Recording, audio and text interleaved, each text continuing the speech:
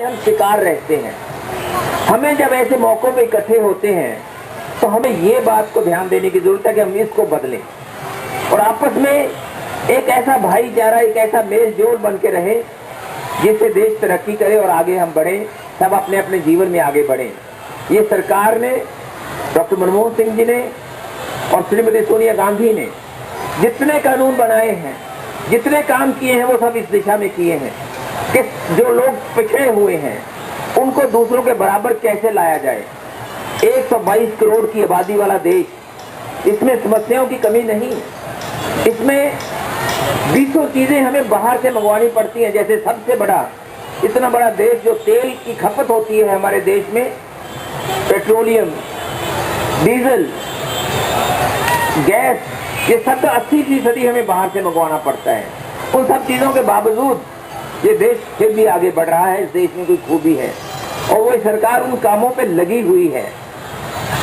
आज जब इस मौके पे हम जब यहाँ एकत्रित हुए हैं तो मैं सिर्फ एक ही बात और कहना चाहता हूँ कि धर्म समय समय के हिसाब से क्या जरूरत है, इंसान को क्या करना चाहिए, उसके हिसाब से हम एक कोड ऑफ कॉन्डक्ट बना देते हैं। हम एक आचार संहिता बना देते हैं कि इंसान को ये करना है। किसी वक्त हम मानते थे, आशीर्वाद कोई किसी को देता था, कहते थे तुम्हारे 1 दर्जन बच्चे हों। आज नहीं, समय बदला है। आज हम 2 बच्चों पे कहते हैं, उससे ज्यादा नहीं कहते। तो देश के लिए जरूरी है, देश को बढ़ाने के लिए, बच्चों को शिक्षा देने के लिए।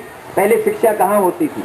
कोई किसी गुरुकुल में या किसी गुरु के पास बैठ के 2 शब्द सीख लेता था। जो पढ़े लिखे थे वो दूसरों को कम समझना शुरू कर दिया, अपने आप को बड़ा बना लिया।